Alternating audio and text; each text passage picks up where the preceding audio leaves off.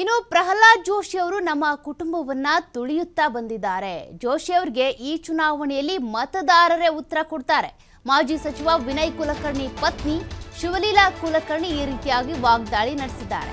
ಇಲ್ಲಿವರೆಗೂ ಕೂಡ ನಮ್ಮ ಕುಟುಂಬವನ್ನ ಪ್ರಹ್ಲಾದ್ ಜೋಶಿ ಅವರು ತುಳಿತಾ ಬಂದಿದ್ದಾರೆ.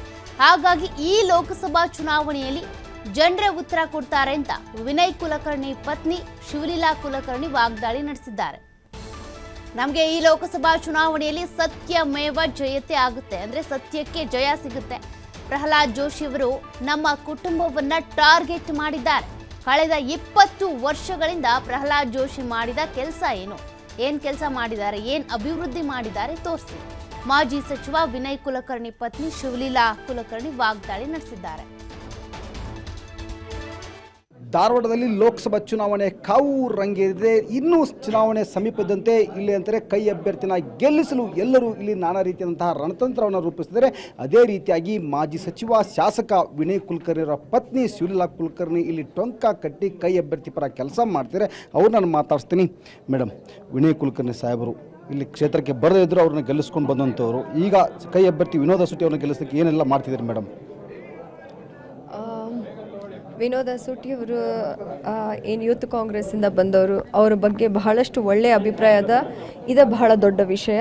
ಹಾಗೆಯೇ ಪ್ರಹ್ಲಾದ್ ಜೋಶಿಯವರು 20 ವರ್ಷ ನಮ್ಮ ಕ್ಷೇತ್ರದಲ್ಲಿ MP ಆದ್ರೂ ಯಾವುದೋ ಒಂದು ಕೆಲಸ ಅಂತರೂ ನಮ್ಮ ಕ್ಷೇತ್ರದೊಳಗೆ ಮಾಡಿಲ್ಲ.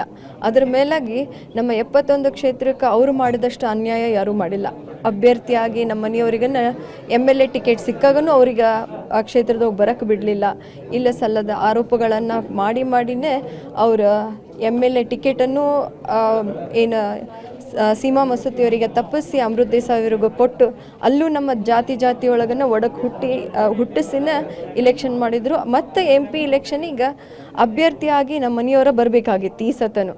ಆದರೆ ಅವ್ರು ಅವ್ರು ಬರೋದಕ್ಕೆ ಏನೇನು ಮಾಡಬೇಕು ಅವನ್ನೆಲ್ಲ ವ್ಯವಸ್ಥೆ ಮಾಡ್ಕೊಂಡೇ ಅವರು ಈ ಸತ MP ಇಲೆಕ್ಷನಿಗೆ ಯಾರೂ ಅಭ್ಯರ್ಥಿನೇ ಇಲ್ಲ ಅನ್ನೋಂಗೆ ರಾಜಾರೋಷವಾಗಿ ಇಲೆಕ್ಷನ್ ಮಾಡಕತ್ತಾರ. ಆದ್ರೆ ಎಲ್ಲ ನಮ್ಮ ಲೋಕಸಭಾ ಕ್ಷೇತ್ರದ ಧಾರವಾಡ 11ನೇ ಕ್ಷೇತ್ರದೊಳಗೆ ಅವರು ಮಾಡಿದಂಥ ಪಟ್ಟಿಗಳನ್ನೇ ಬಿಡುಗಡೆ ಮಾಡ್ಯಾರ. ಇದು ದೊಡ್ಡ ವಿಷಯ. ಅದಾದ್ಮೇಲೂ ಈಗ ಏನು ವಿಧಾನಸಭಾ ಇಲೆಕ್ಷನ್ ಆಯಿತು, ಅದೇ ವೋಟರ್ಸನ್ನೇ ಇವಾಗ ಲೋಕಸಭಾ ಇಲೆಕ್ಷನಿಗೆ ಬರೋರು. ಸೊ 18,000 ನಮಗೆ ಪ್ಲಸ್ ಆಗಿತ್ತು. ಆದರೆ ಈಗ 5 ಗ್ಯಾರಂಟಿಗಳು ಮತ್ತು ಇವಾಗ ಕೇಂದ್ರ ಸರ್ಕಾರದ 5 ಗ್ಯಾರಂಟಿಗಳು ಇವೆಲ್ಲವೂ ವರ್ಕ್ ಆಗ್ತವ. ನಮ್ಮ ಕ್ಷೇತ್ರಕ್ಕೆ ಬರಗಾಲ ಬಿದ್ದು ಸಾಕಷ್ಟು ನೊಂದಂಥ ಜನ ಅದಾರ.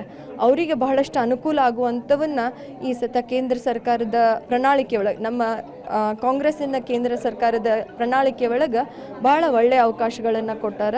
ಅದಕ್ಕೆ ನಮಗೆ ಅನಿಸೋದು 100% ಈ ಸತ ನಮ್ಮ ಕ್ಷೇತ್ರ ಹೈಯೆಸ್ಟ್ ಲೀಡ್ ಕೊಡ್ತೈತಿ ಅಂಥೇಳಿ ನನಗೆ ಅನಿಸ್ತೈತಿ. ಈ ಸತ ನಮ್ಮ ಮತದಾರರು ಬಹಳ ಏನು ಶಾಣೆ ಆಗ್ಯಾರ ಅನಿಸ್ತೈತಿ.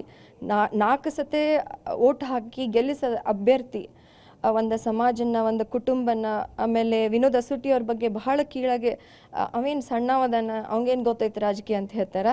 ಆದರೆ ಇನ್ನು 6ನೇ ಕ್ಲಾಸ್ನಾಗ ಇದ್ದಾಗಿಂದ ಸಂವಿಧಾನ ಬಗ್ಗೆ ಕಲ್ತಿರ್ತೀವಿ. ಯಾರಿಗಿದನ್ನು ಹೇಳ್ಕೊಡೋದು ಬೇಕಾಗಿಲ್ಲ. ರಾಜಕೀಯ ಮಾಡೋಕ್ಕೆ ಮಾನವೀಯತೆ ಬೇಕು. ಅದು ವಿನೋದ ಸುಟ್ಟಿ ಅವ್ರ ಕಡೆ ಐತಿ ಅಂತ ಅನ್ಕೊಂತೇನೆ. 100%.